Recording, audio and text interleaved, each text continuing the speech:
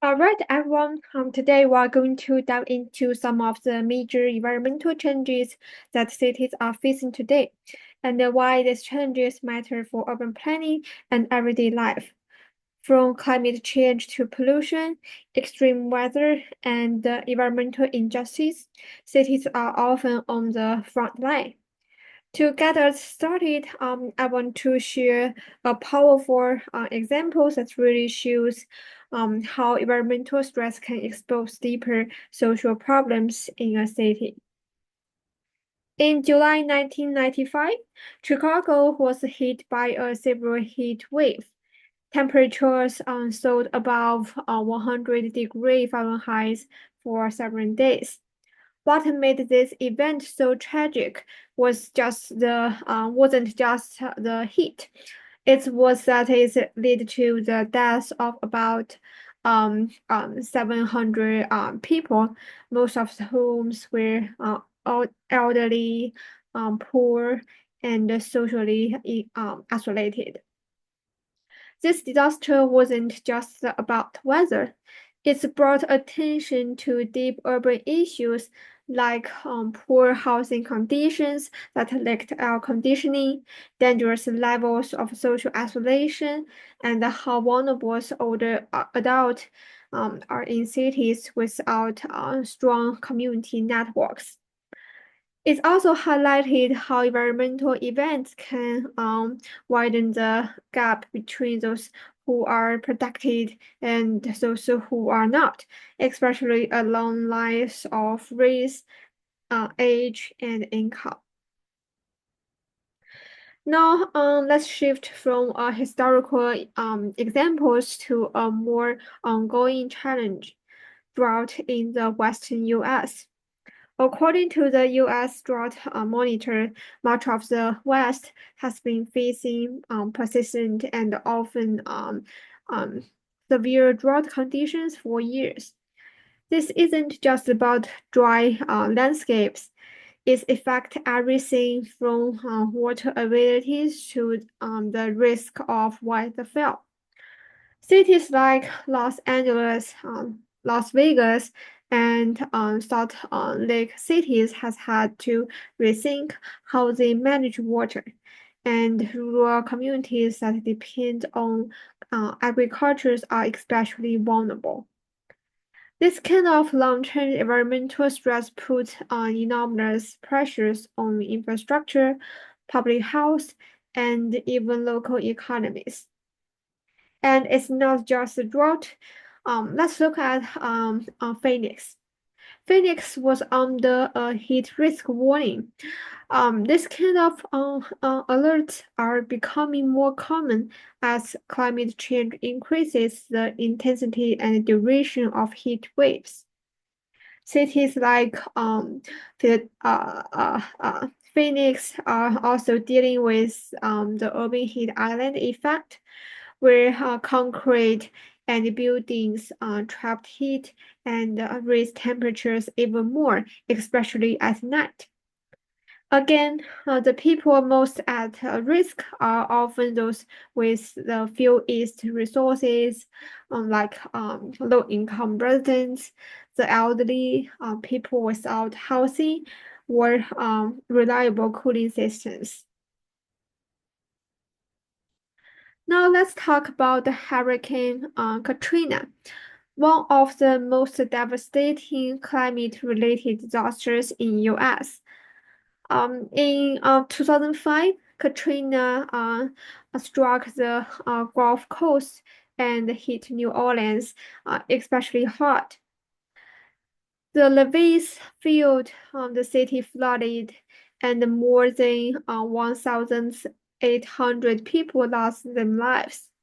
This caused around 125 billion in damages.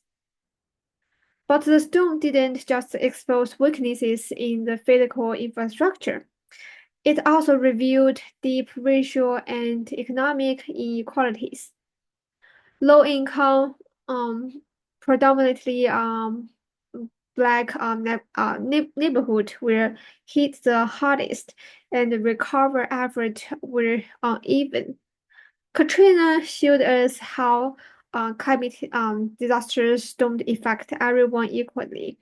It also highlighted the importance of strong resilience infrastructure, effective emergency planning, and equitable recovery strategies. Even nearly 20 years later, New Orleans is still dealing with the consequences of that disaster, physically, socially, and emotionally. Let's look at another kind of environmental challenge, one that slower moving, but just as serious, sea level rise. A study called Neglected No More looked at how sea level rise intersect with housing markets and mortgage lending, focusing on coastal Florida. They categorized areas as either more exposed or less exposed to future flooding. In a more exposed track, over 70% of the developed land would be underwaters with 6 feet of the sea level rise. In contrast, a less exposed tract would only see 10% or less of its developed land flooded. This matters a lot for urban planners because it raises the important questions. Are people still buying and landing in high-risk areas? Are certain neighborhoods being left behind because they are in zones that lenders consider too risky? And most importantly, what happens when the peoples who are most vulnerable live in the areas most exposed to flooding? That's where environmental justice come into this picture. Now let's bring this even closer to home. Houston, just a couple of hours from here in College Station, is facing what some called sinking situation. Part of Houston's are literally sinking because of something called subsidence. That's when the ground slowly sinks due to groundwaters being pumped out faster than it can be replaced. Some areas have sunk more than 10 feet since the 1920s, and that's a huge problem when it comes to flooding. When you combine subsidence with heavy rains and hurricanes, which are become more frequent and incidents due to the climate change, you get the consequence for this disaster. Add to that Houston's rapid development with a lot of impervious services and not enough room for water to drain, and you can see how these environmental issues quickly become a planning issue. Let's end with a global example that really shows how environmental challenges can drive major decisions at national level. Indonesia is actually moving its capital from Jakarta on the island of Java to a new planned city called Nusantara on the island of Borneo. Why? Because Jakarta has become nearly unlivable in many ways. Consistent traffic congestion, serious air and water pollution, frequent flooding, and it's sinking, just like part of Houston. So the situations on Java shows us what happens when urban growth pushes ecosystems onto the brink. There be extreme deforestation, biodiversity loss, and the mounting pressures on infrastructure. Relocating a capital is a huge decision, but it reflects the reality that some places are become less sustainable under the stress of climate change and urbanization. It's a reminder that for the cities, whether in Indonesia, Houston or Florida, have to plan not just for growth, but for resilience. Okay, now that we have talked about some of the major environmental challenges cities face, let's shift gears and look at how we respond, starting with the environmental approach. At the heart of this approach are two important concepts, ecology and ecosystem. Ecology is the idea that all living things, including us, are connected to each other and to the biological and physical environments we live in. Here's the reciprocal relationship. What we do affect nature, and nature affect us. And ecosystems is a geographic areas where this relationship play out, where plants, animals, weather, land, and water all interact in a kind of bubble of life. And here is the key takeaways. Cities are not outside of nature, even though they are full of buildings, concrete, and infrastructure. They are part of ecosystems. This means our plannings and design decisions need to consider these systems if we want to build places that are resilient, sustainable, and healthy.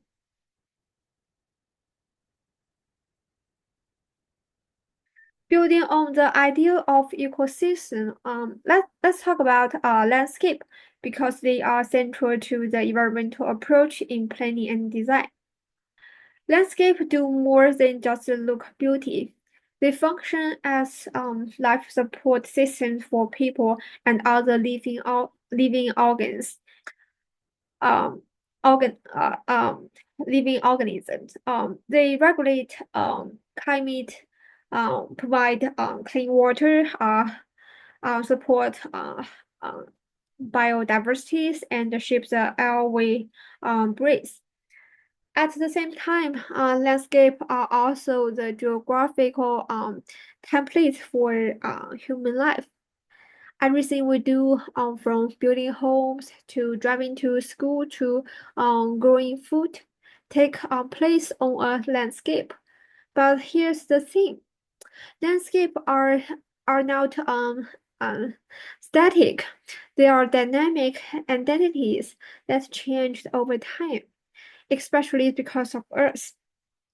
Sometimes we shape them in harmonies with nature, like using native plants or preserving wetlands. Other times, we alter them in more destructive ways, like paving over green space or disrupting nature drainage. So when we plan for cities, we have to think of landscape not just as scenery, but as living, changing systems that we depend on and that depend on us. Before we go any further, I want to ask, what do we actually means when we say nature? It's easy to throw around words like natural environment or green space, but nature is actually a complex social contract, meaning different people define and experience it in very different ways. Some folks use the term interchangeably with landscape or environment. Others say nature as something separate from us, the physical worlds that exist without human influence. And that's where the word natures come in. We often think of some things as natures only if peoples haven't touched it. Untouched forest, wide rivers, But in reality, that's kind of a myth. Um, Humans have been shaping and interacting with ecosystems for thousands of years through farming, settlement, cultural practice, and more.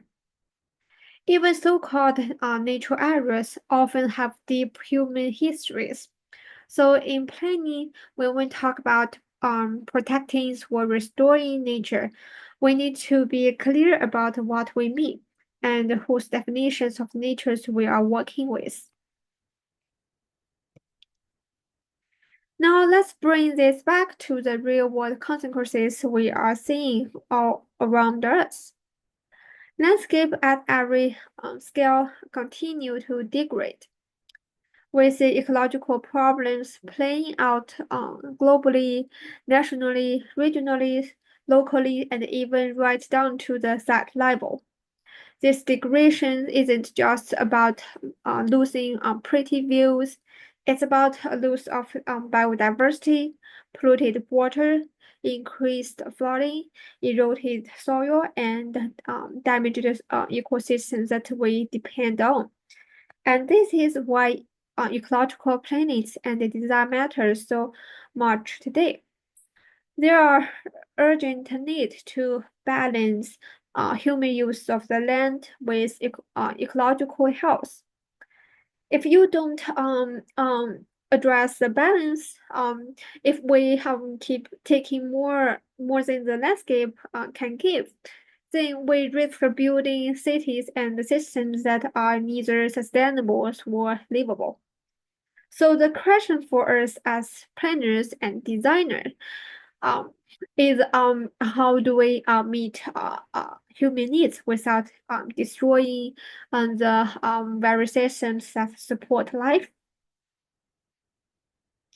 So why are we talking so much about ecology, landscape, and natures in our planning classes?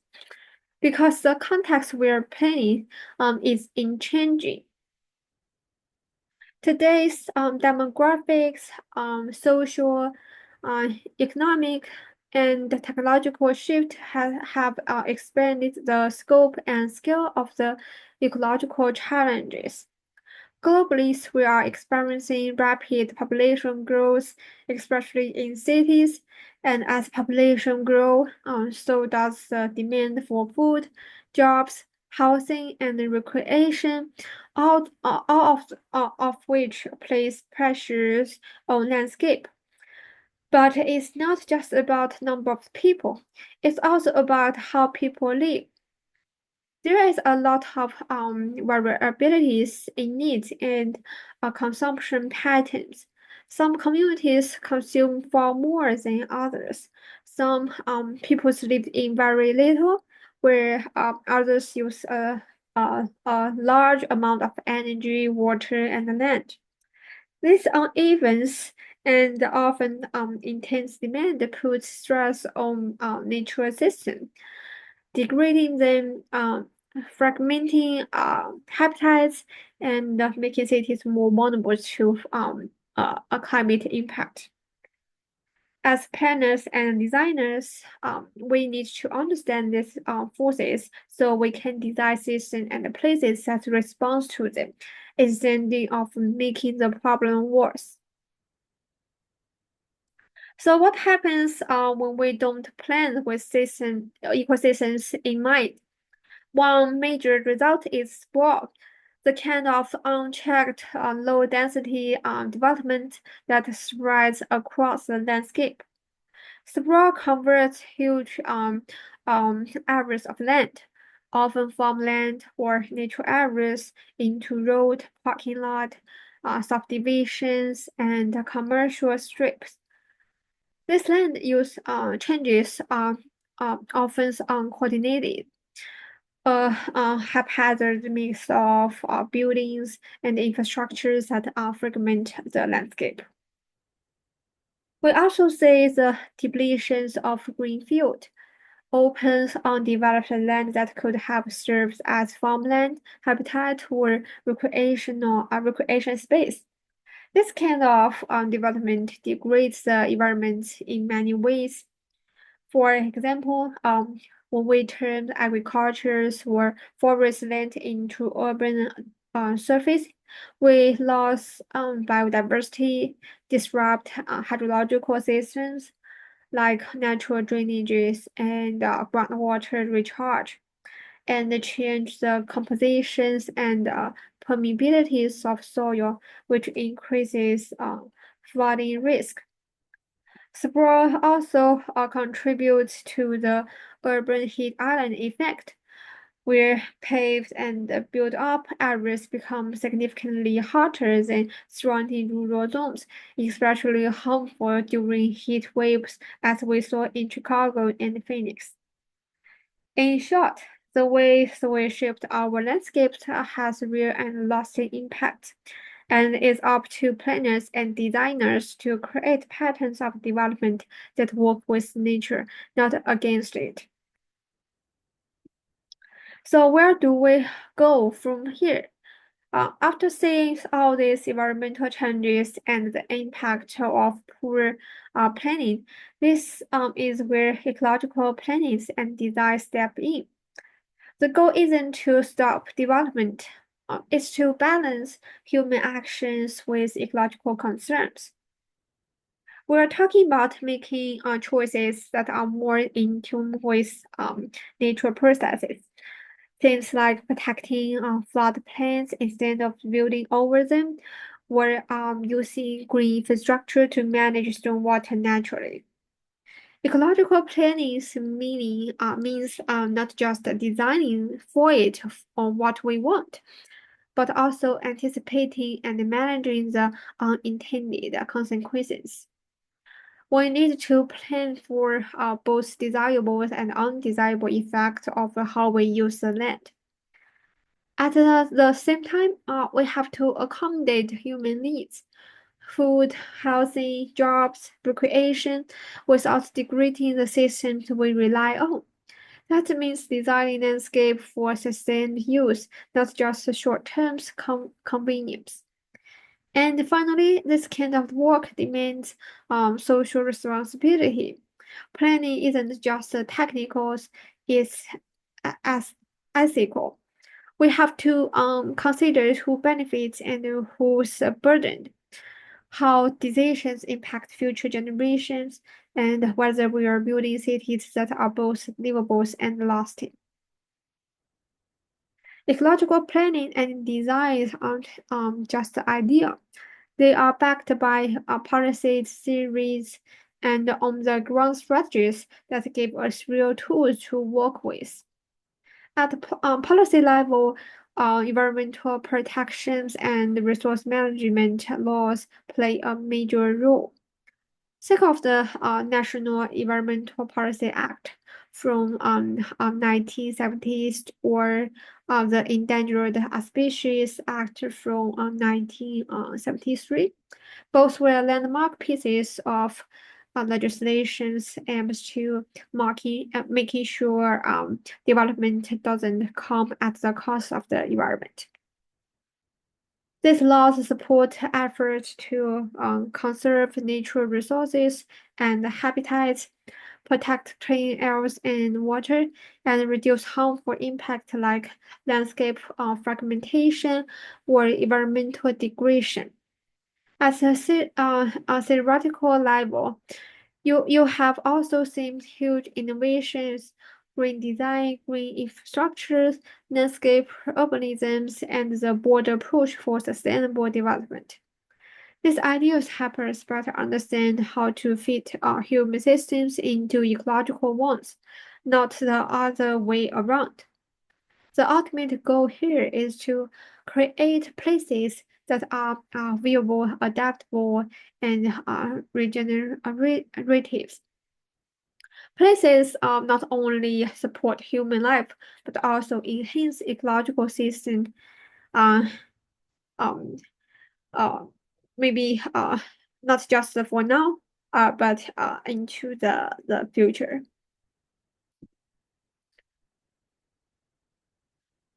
To end off this session, let's recognize a few key thinkers who really shaped the environmental approach in planning and design.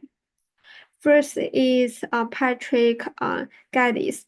He was an um, early urban theorist who believed that to understand a city, we have to look beyond just its physical layout.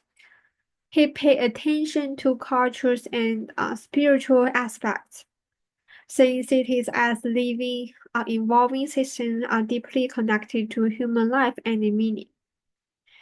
Then there is Louis Mumford, who was active in the 20th century and very vocal about how machines and industrializations were shaping cities in damaging ways. He worried about cities become dehumanized and disconnected from nature, and pushed for planning that centered people, communities, and value. And finally is Ian Moorcock, a fundamental figure in environmental planning. He focused on understanding the physical and the biological system of a place, geology, hydrology, vegetation, and designing in a way that respect and worked with those systems. His book, Designing with Nature, become a cornerstone of the environmental planning field. Together, these thinkers helped us move from viewing nature as something separate from the city to seeing it as something that should be woven into every part of how we plan and design. Let's take a closer look at uh, Moorcock, one of the most influential features in environmental planning and design. Moorcock was a landscape architect, writer, and educator, best known for his groundbreaking book Design with Nature, published in 1969. In it, he argued that the ways we shape land for human use should always be based on an understanding of nature processes. He believed planning shouldn't be just about aesthetics or engineering. It should be about working in partnership with nature. That means looking at the entire system um, and making decisions that align with these forces instead of fighting against them. He was also ahead of his times in using data and mapping. He used the layered transparencies, what we now do with GIS, to analyze a site's ecological characteristics and determine the most suitable use. This overlays method become a fundamental for modern GIS analysis in planning. So he wasn't just talking about value. He was offering practical tools to help planners interrupt plans and shapes our surroundings in a way that grounded in science and guided by respect for the environment. To see his idea to put into practice, let's look at one of his most influential projects, the Potomac River Basin Plan. This was a large-scale regional planning effort focused on Potomac River watershed, which include part of Maryland, Virginia, West Virginia, Philadelphia, uh, Pennsylvania, and Washington, D.C. The plan was a response to growing concerns about urban sprawl, water pollution, deforestation, and unsustainable growth in the region. He led the efforts to develop a regional based strategy that not only addressed this risk, but also provided a long-term vision for um, uh, orderly and sustainable development. What made it so groundbreaking was how it integrated ecological data, soil, water flow, vegetation, slope, using an overlay method to determine what areas were most suitable for development, conservation, or restoration. The photomac plans wasn't just about managing land. It was about planning with nature uh, on a regional scale, using fact and systems thinking to guide decision making. It's become a model for how our regional ecological plannings could work, and it still inspires similar efforts around the world today. One of the most powerful tools he introduced was the map overlay method. So we often call it the layer cake approach. This idea is simple but incredibly effective. You create individual maps for specific phenomena like soil type, slope, vegetation, wildlife habitats, or existing land use, and then stack them like layers of a cake. Each layer represents a different part of the environment, and they are usually organized from the oldest systems like ge ge uh, uh, geologies and climate to the newest like plants, animals, and people. By looking at how these layers interact, planners can identify both opportunities and constraints for development and conservation. For example, if a site has deep slopes, flood-prone soils, and rare wildlife, it might be better suited for preservation than for building new homes. This method was the foundations for what later is called GIS. As I said, it's still used today to evaluate land sustainability based on real data. It's one of the clearest ways to bring ecological thinking into planning practice. Let's now look at how ecology is applied at the regional scale through something called regional surveys. This services begins with ecological uh, uh, inventories, gathering data on environmental components like soils, vegetation, water system, wildlife, and topography. This gives planners a foundation to work from. Next comes suitability analysis. As I said before, uh, this tool can use to figure out which areas are best suited for different land use, whether it's housing, agriculture, conservation, or recreation, based on the characteristics of the land. Just as important, it also helps us identify areas that are dangerous or unsuitable for develop, such as floodplains or steep slopes. This idea is to work with land, not against it. This kind of studies also inform environmental impact assessment, helping us predict how land use changes might affect natural systems before a project moves forward. And as we keep moving forward, we will see how these tools set the foundation for even more integrated system-based approaches to planning. Here's how environmental data is used to guide land use decision. We map key factors like geology, hydrology, land use, vegetation, wildlife, and soil, each in shade of green, gray from most to least suitable. These were originally done on transparencies, then stacked and photographed to highlight patterns.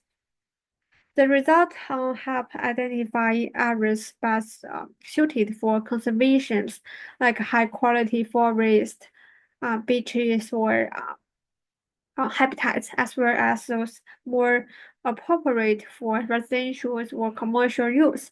We also flag restrictive areas, steep slopes, erosion-prone zones, or floodplain, where development should be avoided. This method supports smart data-driven planning that respect both nature systems and human needs. At the core of ecological planning is the idea that ecology, including human ecology, should directly informs how we design and plan. Ecologists help us understand how natural systems interact with landscape patterns over time and space. But it's important to collect this data um, because in order because one system's built on another. Here's how it flows: regional climate effect, geology shaped hydrologies, and landforms. This influence the microclimate and the development of soils, and soil in turn create specific areas for plants and animals. Understanding this chains of relationship helps planners recognize what a landscape is suited for, where the opportunities lie, and where the constraints are. So, in short, ecology gives us a blueprint, not just for what we can build, but what we should build and where. Now that we have talked about ecological data and the landscape relationships, let's look at the tool that helps us bring it all together, GIS. GIS is a spatial system that allows us to create, manage, analyze, and map different data, type of the data. What makes it so powerful is that it's a link location, the where, with details informations, the what. This gives us a strong foundations for mapping and analysis. With GIS, you can visualize complex relationship across the landscape, understand spatial patterns, and make more informed decisions. It's used widely in planning, design, environmental management, and public policy because it leads to better communication, more efficient use of the resources, and stronger data-backed decision making. GIS isn't just about making maps, it's about what these maps help us do. With GIS, we can communicate complex information clearly and visually. We can analyze multiple layers of data like flood risk, land use, and population all at once. It also helps us share information with stakeholders, policymakers, or the public, which is critical in planning processes. And most importantly, it helps us resolve complex problems, whether we are identifying the best location for a park, planning flood resilience development, or understanding urban growth pattern. In short, GIS turns data into insight and insight into action. GIS brings together the science of geographies with powerful tools for understanding complex systems and the collaborating of solutions. At this core, GIS is built around maps, which act as containers for all kinds of geographic data. This can include satellite imagery, land features, and base maps that provide context. The real strength of the GIS lies in its analysis capabilities. We can use it to run suitability studies, estimate impact, predict outcomes, and support decisions based on real data. Whether we are planning on new development, protecting our natural resources, or responding to climate risk, GIS gives us a way to think spatially, act strategically, and work collaboratively. Let's look at a real-world examples of ecological planning principles in action. The Woodland, Texas. Founded in 1974, the woodland was designed as a master planned communities with a clear environmental vision to blend the natures with modern development. From the start, the plan emphasized preserving forests, green corridors, and natural waterways.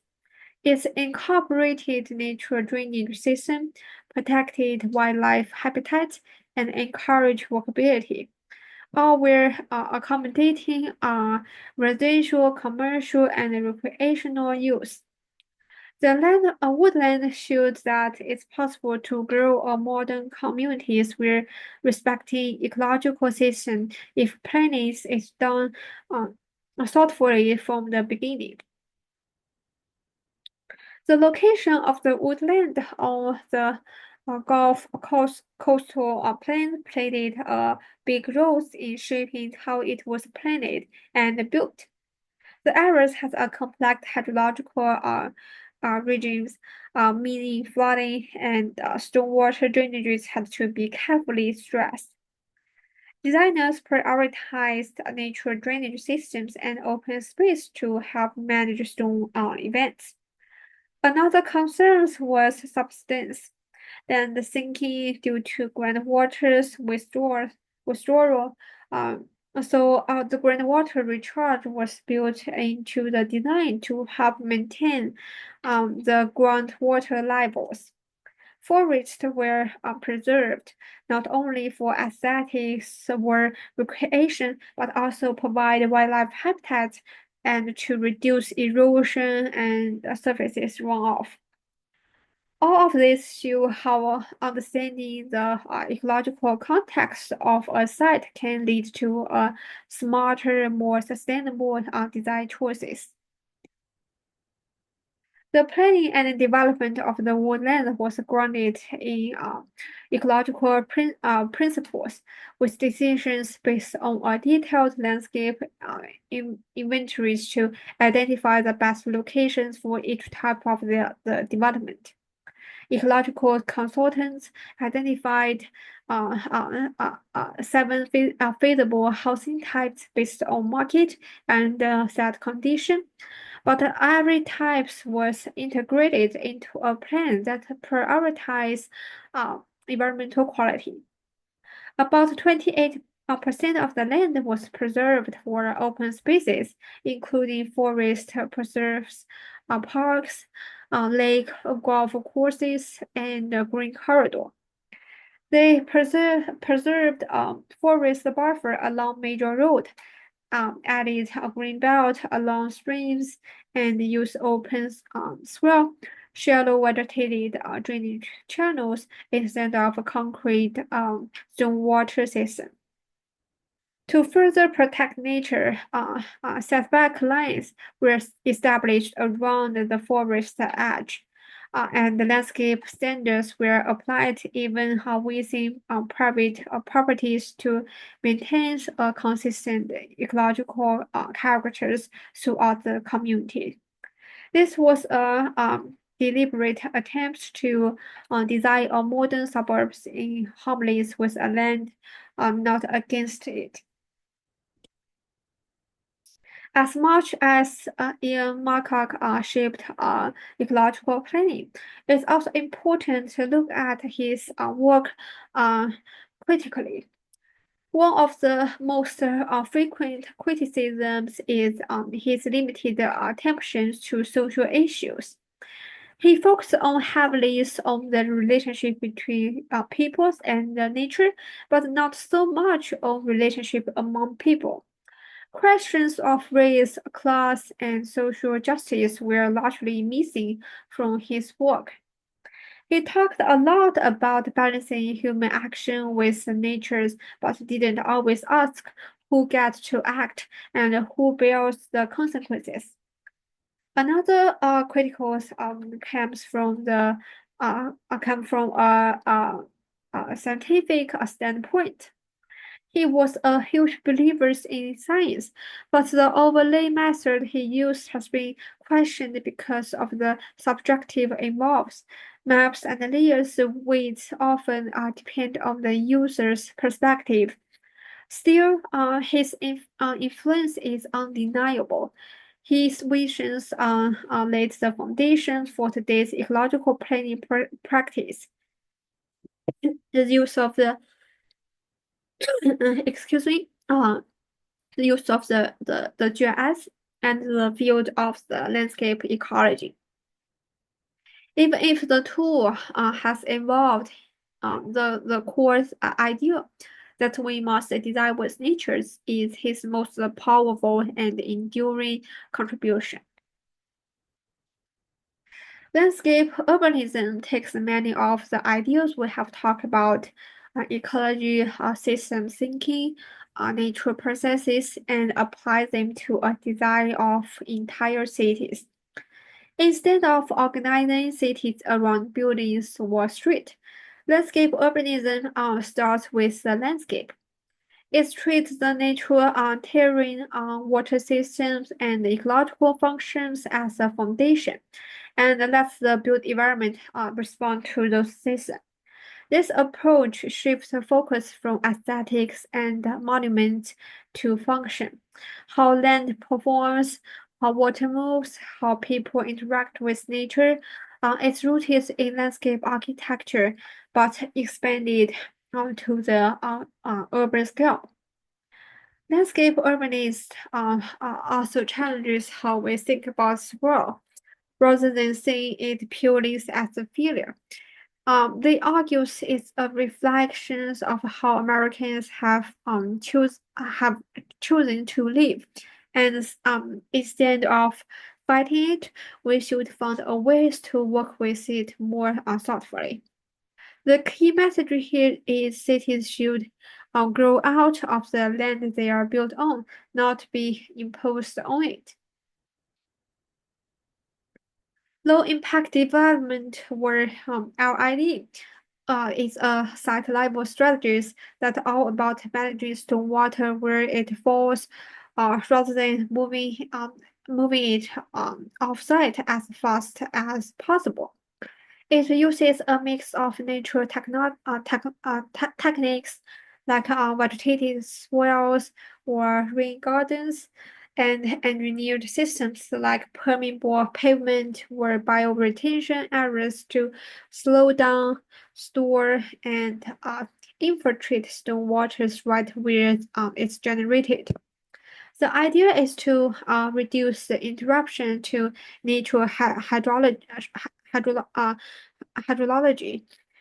He want to we want to maintain the pre-development runoff rate, so water flows through the systems more like it would in the nature landscape. LID combines conservation, distributed control systems, and pollution prevention, which is where it's a key tools in both environmental protections and resilient urban design. It's not just about drainage. It's about protecting water quality, reducing erosion, recharging groundwater, and even creating green public space. Okay, that's for today's lecture. Next class, we will move into urbanisms in the age of climate. We will look at how climate change is already reshaping our cities and what that means for future of planning and design.